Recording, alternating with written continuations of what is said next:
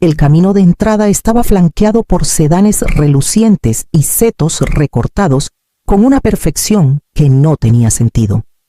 Caminé despacio hacia la casa que ayudé a pagar, sosteniendo una planta de romero que llevaba como regalo de bienvenida. A Emiliano siempre le gustó cómo olía en mi cocina. O tal vez lo dijo una vez, por cortesía. Y yo lo convertí en un recuerdo. Adentro, el lugar vibraba con charlas y luces colgantes, rostros desconocidos, copas que chocaban, velas titilando sobre encimeras de mármol.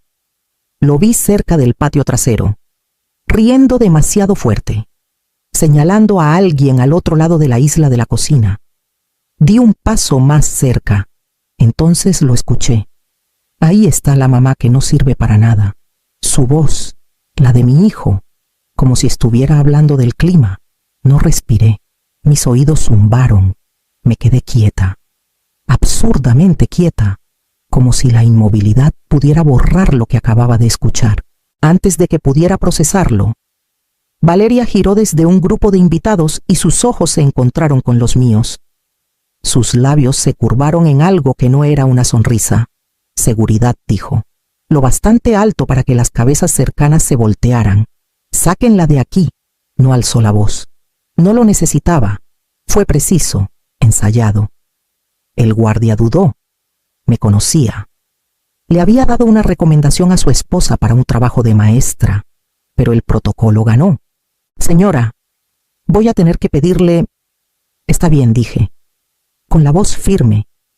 Dejé el romero en una mesa auxiliar y salí. Cada paso más silencioso que el anterior. Nadie me detuvo, ni siquiera él, cuando el aire de la noche golpeó mi rostro. Ya sabía lo que tenía que hacer. La casa estaba en silencio cuando llegué. Ese tipo de silencio que no consuela, sino que confronta.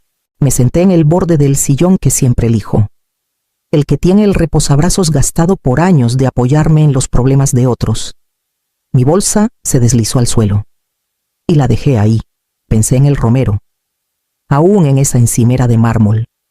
Sin regar, no deseado.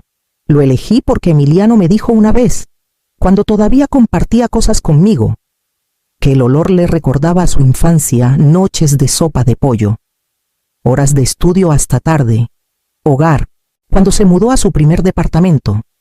Escribí el cheque para el depósito sin dudarlo. Dijo que me lo devolvería. No me importaba si lo hacía. Solo quería aliviarle el peso para que pudiera caminar más erguido. Más tarde, cuando los plazos de la universidad llegaron más rápido de lo que él podía manejar, transferí el dinero, silenciosamente. Incluso cubrí el último semestre de Valeria para que no tuviera que retrasar su graduación. Nunca pidieron, pero tampoco me detuvieron. Y cuando su aplicación fracasó y los inversionistas comenzaron a retirarse, yo entré.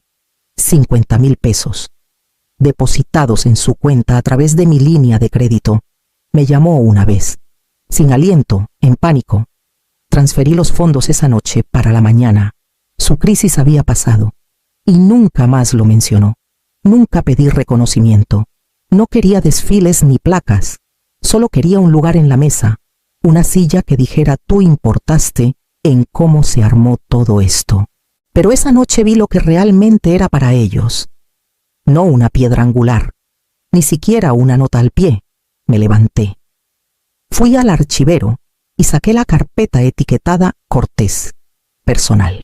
Abrí la puerta de la oficina y giré la cerradura detrás de mí, no por miedo, sino por una sensación de finalidad. Nadie había preguntado nunca qué guardaba en esos gabinetes. Asumían que eran recetas, archivos de impuestos, tal vez documentos de jubilación, pero contenían el verdadero registro de lo que di. La carpeta estaba ahí, en el cajón del medio. Pestaña central Cortés, personal. Adentro copias de cada cheque que había escrito para Emiliano desde que tenía 19 años. El enganche para su primer departamento en Polanco. Recibos de transferencias cuando estudió en el extranjero. Papeles de préstamos que confirmé cuando ningún banco lo tocaba durante la caída del mercado. Saqué otra carpeta etiquetada Cuentas conjuntas. el fondo de ahorros que inicié cuando él y Valeria dijeron que querían hijos. La transferencia automática que configuré para pagar sus servicios el año en que no estaba recibiendo salario, el viaje a Cancún que reservé para su aniversario cuando dijeron que estaban demasiado estresados para planear algo. Extendí todo sobre mi escritorio, no para mostrarlo, solo para poder ver, por fin, la forma de todo eso en un solo lugar. Lo que me debían no era dinero, era reconocimiento, pero no podían darlo, así que dejé de pedirlo. Tomé el teléfono. David, soy Remedios Cortés. Su voz se animó. Señora Cortés. Buenas noches. Necesito congelar todas las cuentas conjuntas, con efecto inmediato. Cualquier cosa con los nombres de Emiliano o Valeria. Una pausa. ¿Hay alguna razón? La hay. También quiero comenzar el proceso de liquidar el fideicomiso Cortés. Moverlo a un nuevo vehículo solo a mi nombre. Otra pausa, más corta esta vez. Sí, señora, lo iniciaré a primera hora de la mañana. Luego llamé a Linda. Nuestra coordinadora de viajes cancela todas las reservas futuras bajo el Hogar Cortés. Todo, pero todo. Colgué.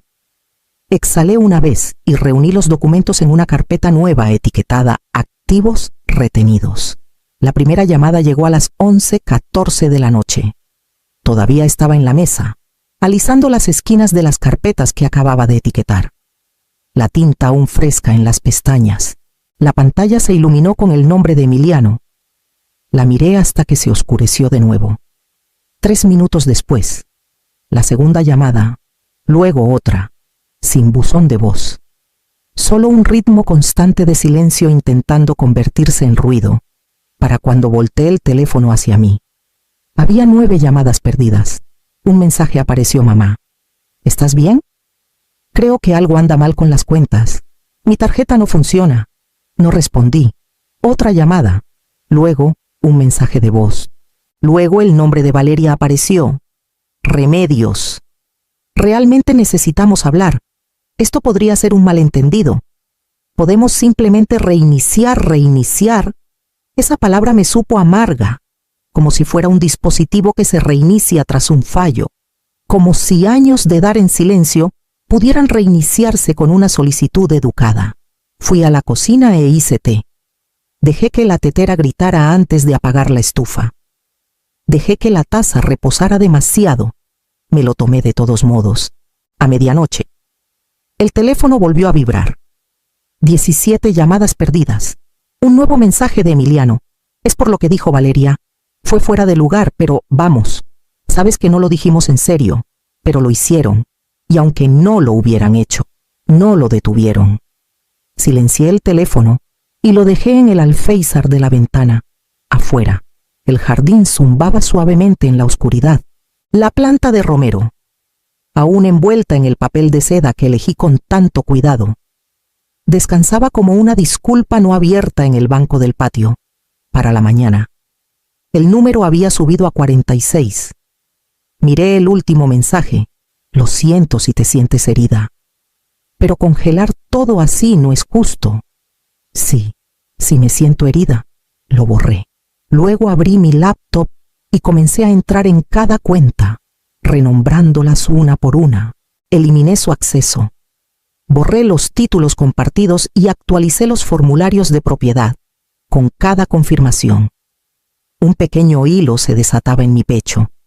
No contesté el teléfono ni una vez, pero sí respondí a algo más, y decía: sigue adelante. El golpe llegó justo después del amanecer. No había dormido mucho. La noche había sido larga, no inquieta, sino llena de algo afilado y alerta. La pasé revisando archivos, etiquetando carpetas, entrando en cuentas, moviendo todo lo que alguna vez tuvo sus nombres a lugares que ahora solo llevaban el mío. Era Paloma en la puerta, sosteniendo un termo y una bolsa de supermercado. Traje panecitos, dijo. Entrando, pero sobre todo vine a ver si sigues respirando. Sonreí. Apenas.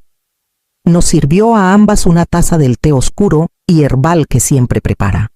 No sé qué lleva, alguna mezcla que ella misma cultiva. Pero sabe a tierra y consuelo. Nos sentamos en el solario, rodeadas de papeles a medio ordenar. Y ella no se inmutó ante el desorden. «Sabes», dijo en voz baja, «la gente siempre dice que has perdido la cabeza cuando finalmente dejas de darles lo que nunca se ganaron». Exhalé. No estaba equivocada. No es locura.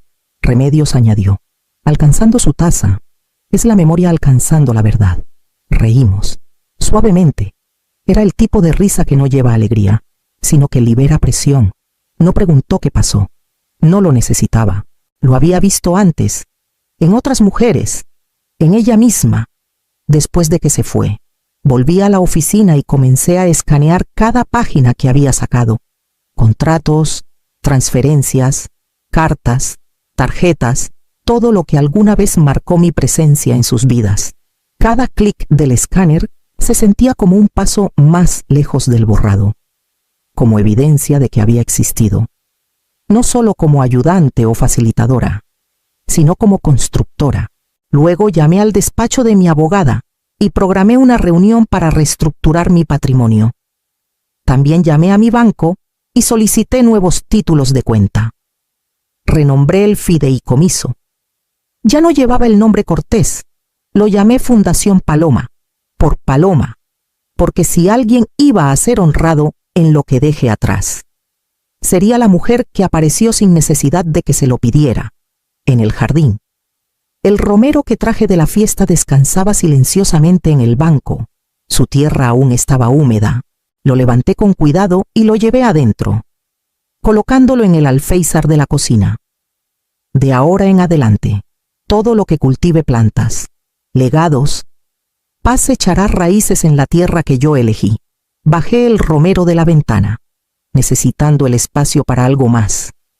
No sabía que aún, solo que necesitaba despejarse.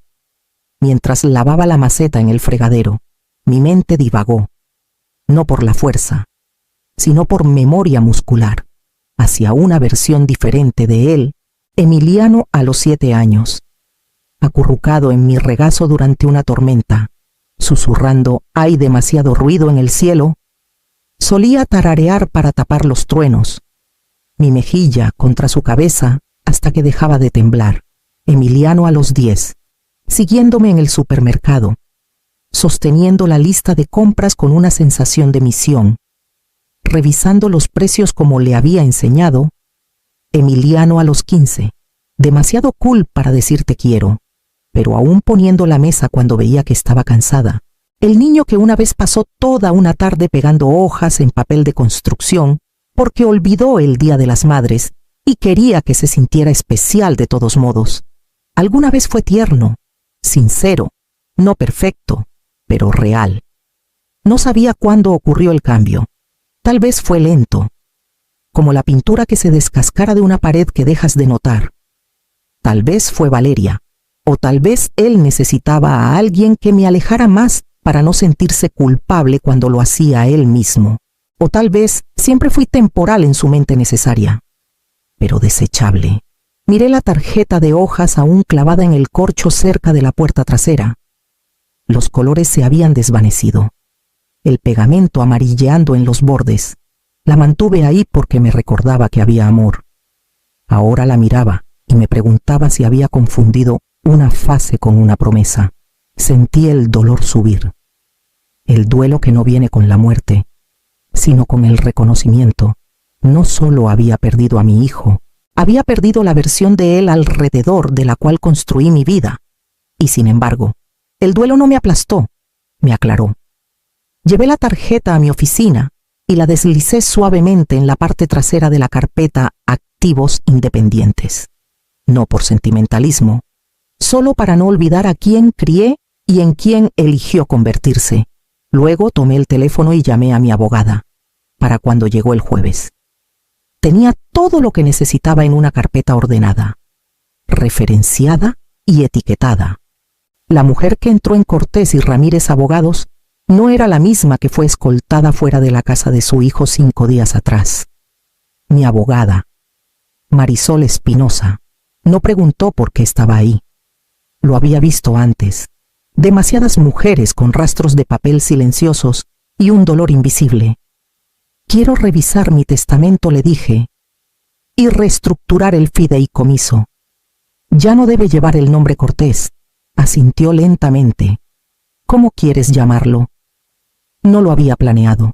Mi boca se abrió y cerró una vez, luego. Claro como el agua, la Fundación Paloma.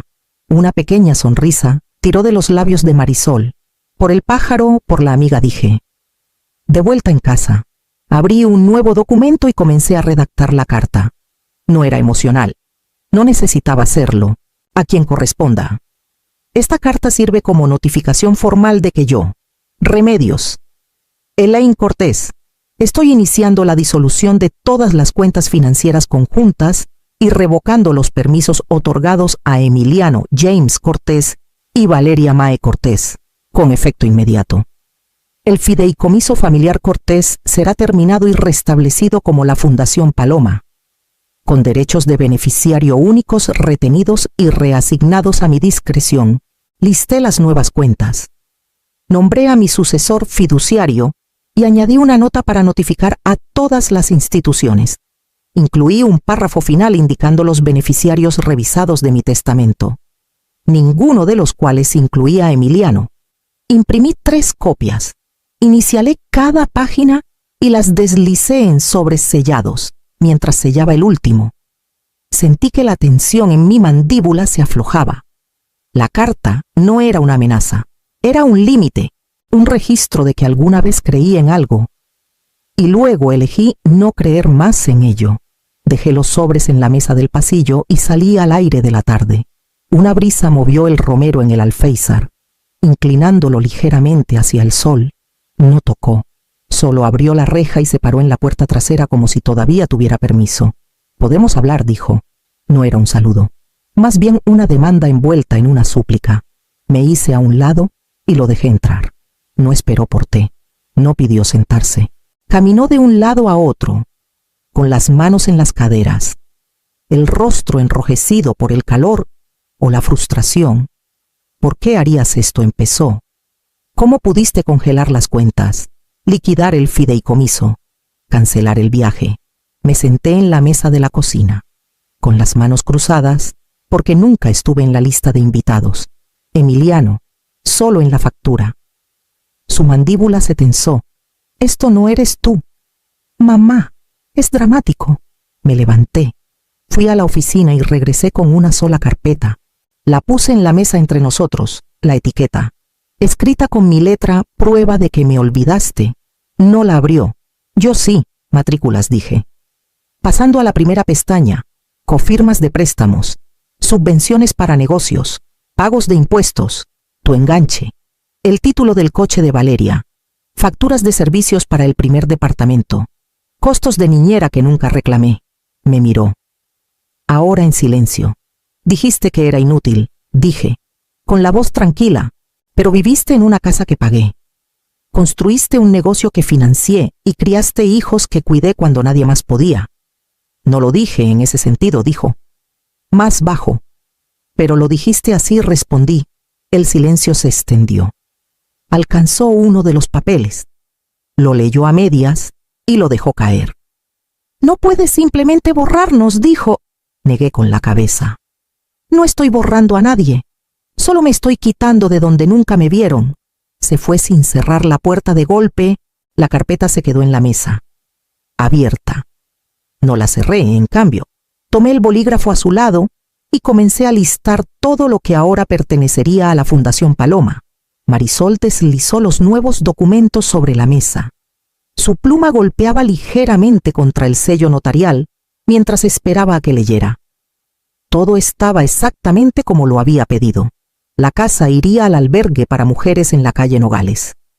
Solía donar ahí una vez al año, llevando abrigos y comida enlatada. Ahora tendrían una residencia permanente, algo sólido para alojar a personas que buscan encontrar su lugar de nuevo. La Fundación Paloma, recién incorporada, financiaría becas para mujeres adultas que regresan a estudiar, especialmente madres solteras sin apoyo familiar. Ya había seleccionado a la primera beneficiaria, Ximena, una joven a la que mentoré en el programa de alfabetización hace años. Trabaja de noche, estudia enfermería de día, criando a un niño que me recuerda demasiado a un Emiliano más joven. Siempre envía notas de agradecimiento, escritas a mano. Mis cuentas de ahorros, seguro de vida y fondos de retiro se dividieron entre estos dos pilares. Un hogar para las olvidadas, un futuro para las dispuestas. El nombre de Emiliano no estaba en ninguna parte, ni en una nota al pie, ni en un asterisco. Al final del documento, Marisol había insertado una cláusula que no pedí, pero que agradecí, una carta personal incluida con los documentos del patrimonio, para ser entregada después de mi fallecimiento, no vengativa, solo clara. Firmé cada página lentamente, presionando la pluma contra el papel con manos firmes, sin dudar, sin reescribir. La tinta se secó sin manchas. Cuando terminamos, Marisol reunió las páginas, las sujetó en una carpeta de cuero y las guardó en su gabinete. Está hecho, dijo. Lo estaba. Afuera de su oficina, la calle zumbaba con su ritmo habitual, claxones, conversaciones, cruces peatonales parpadeando, pero dentro de mí, todo se había detenido de la mejor manera, sin culpa, sin ruido, solo espacio. Esa noche, de vuelta en casa, caminé al jardín y me paré junto al romero. Había comenzado a florecer, pequeñas flores violetas escondidas entre el verde. Me agaché, rompí un pequeño tallo y lo presioné entre las páginas de mi diario personal. Por la mañana, llamaría a la junta de la fundación para programar nuestra primera sesión de planeación. Las mañanas son diferentes ahora, sin alarmas, sin listas, sin el temor silencioso de qué me pedirán dar después. Pinto en la cocina, donde la luz es mejor. Nada profesional, solo pinceladas lentas en lienzos pequeños, hierbas, tejados, a veces rostros que recuerdo en destellos, rostros que fueron amables. El romero ha triplicado su tamaño desde que lo traje de vuelta adentro. He añadido tomillo y salvia al alféizar. Seco lo que no uso y llevo manojos al albergue los jueves. Cuando ayudo a servir el almuerzo, Jimena pasa a veces, sonriendo en su uniforme de enfermera. Su niño siguiéndola, curioso por todo. Ahora hay un ritmo, un ciclo suave de dar que nunca me vacía. La Fundación Paloma está creciendo más rápido de lo que esperaba. Financiamos 5 becas esta primavera. Una beneficiaria envió una foto de su birrete de graduación decorado con las palabras «porque alguien creyó». La imprimí y la puse junto a la tarjeta de hojas que Emiliano hizo hace años. Ambas vinieron de niños. Solo una aún se siente real. Esta mañana, el teléfono vibró. Un mensaje de un número que sé de memoria. «Mamá, te extraño», sin disculpas, sin reflexión. Solo esas 4 palabras ahí como una piedra. Lo miré por un largo momento. Luego presioné borrar. Hay personas que extrañan la versión de mí que nunca dijo no. Ya no soy ella. Dejé el teléfono. Me recogí el cabello y salí al jardín. El sol de finales de verano calentaba mis hombros. Las abejas se movían perezosamente entre los tallos de lavanda. Por un momento, todo se detuvo. No por el dolor o la ira, sino por la plenitud. Adentro, la tetera comenzó a silbar.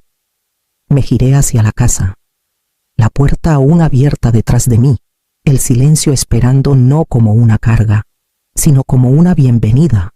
Y me di cuenta, nunca necesité ser invitada a la paz. Solo tenía que dejar de disculparme por elegirla.